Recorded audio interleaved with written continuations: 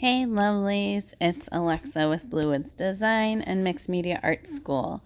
Our Monday prompt project this week is spring, and of course, if I drew spring, I would draw a girl with flowers all over her.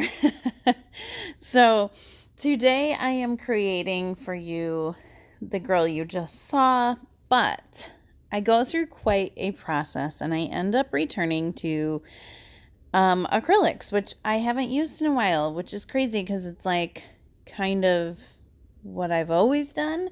But as of lately, I've been doing a lot with pencils and graphite and charcoal and what other things? Pastels. I've been doing a ton with pastels.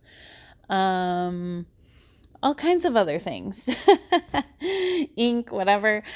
So it was really fun to kind of return to something that is just how I started and my usual sort of medium, if you will, even though it's been a while. So I am starting by sketching and I am doing it really lightly. This is actually on a pressed watercolor paper. I can't think of if it's the smooth one. I'll link it down below because I always forget if that's hot or cold press, but it's the smooth watercolor paper. I didn't need to be using watercolor paper. I just really like this paper a lot. And like I said, I did not have a plan when I started this of where it was going to go. So, you know, it could have gone to watercolor, which is another thing I've been using a lot lately. So I did not know I was going to be grabbing my acrylics and things. Anyway, so I'm sketching my face here and I am doing everything very loose. This now, I started with just a regular pencil and now I am using a 10B graphite pencil. What that means is that I am able to use this blending stump and blend it out and get lots of those shaded areas and things like that. So really kind of fleshes out the entire face and starts to help really shape the 3D aspect of a face, right? So adding in those shadows and highlights. So I started with thinking, okay, maybe I'll just use some of my water-soluble fun things, which I grabbed my Woody Stabilos and my Marabou art crayons, both of which are super favorites of mine. I love using them.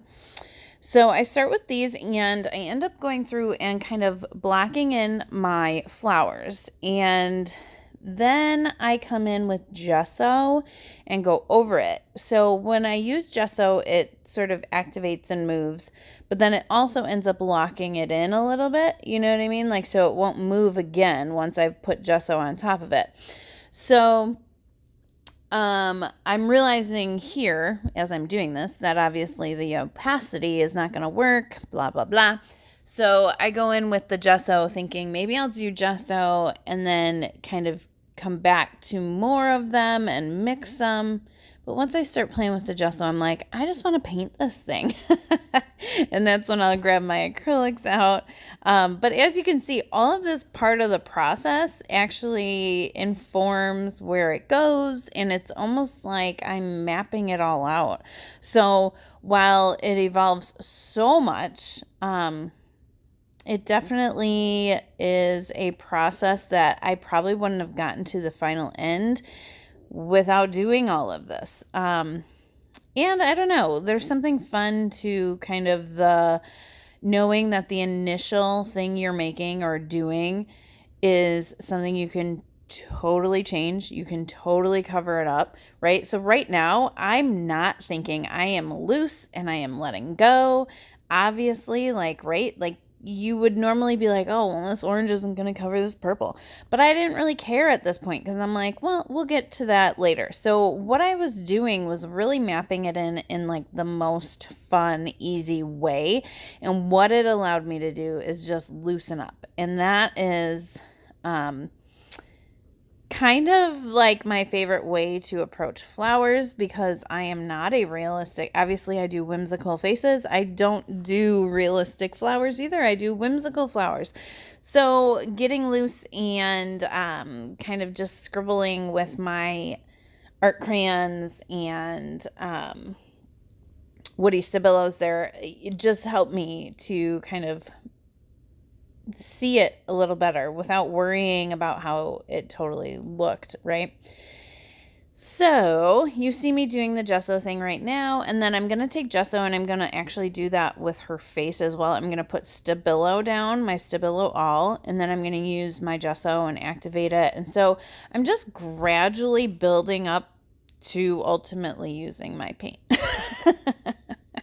And then you'll see when I go through and paint, I do lots of layers, and the way that I make these flowers kind of come to life is that I'm using the whole range of a color. So I'm grabbing my color of the flower, and then I'm grabbing white, and I'm doing darks and lights of that same color, and then I even sometimes grab like a color that mixes well with it to create a new shade and add those. So I'm adding in all the little bits of depth, but those just come from the main color plus one other and then my white. So you can watch that and see how I kind of fine tune those flowers. And so what's also nice about this whole process is that because I was mapping it in all loosey-goose, who cares, right? Like the foreground and background of the flowers is a little trickier. So you sketch it in and it's all, I made almost all the flowers full. And then eventually when I come through with paint, I'm going to actually start with the furthest back flowers and then work my way up, so that with acrylics, that's one of the nice things is that you can paint over top. I will say that for this girl, I did use my like Liquitex Basics paints. I used some Liquitex heavy body paints. I even used, I can't think of the brand, but just another where it's like a thick body paint, acrylic. So I am using stuff that actually has some good opacity and some good like weight to it. You know what I mean? So those craft paints that you buy, I love them. I have a ton of them.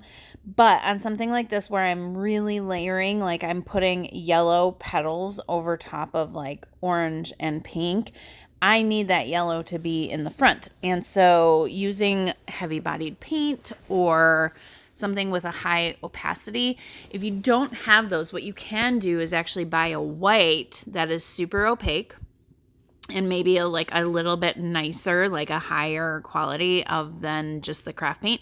And you mix that with your craft paint colors and it starts to make it where it stands up a little bit more.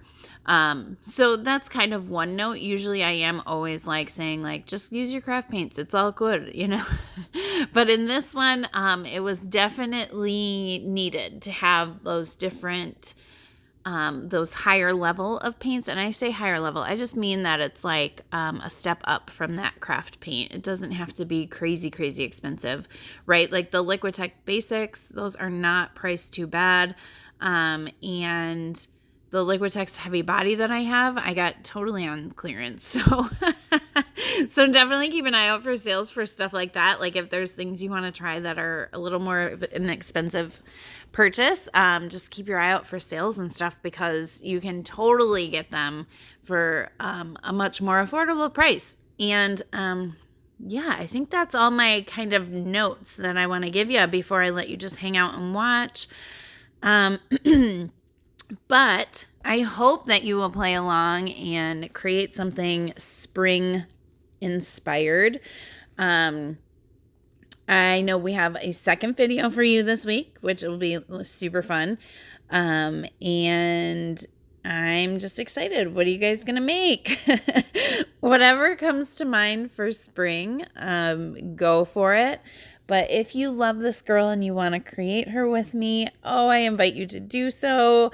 Have a play and create a girl with flowers in her hair, and I would love to see it. So make sure you use your hashtag Monday Prompt Project and tag me or Mixed Media Art School, or even post in our Facebook group so we can love on it and say how awesome you are. And I think that's about it, my friends. I will post some links below for some of the acrylics and things that I've used, as well as my art crayons and things in case you are wanting to try any of those out. They are lots of fun. All right, you guys have a good one, and we will see you next Monday.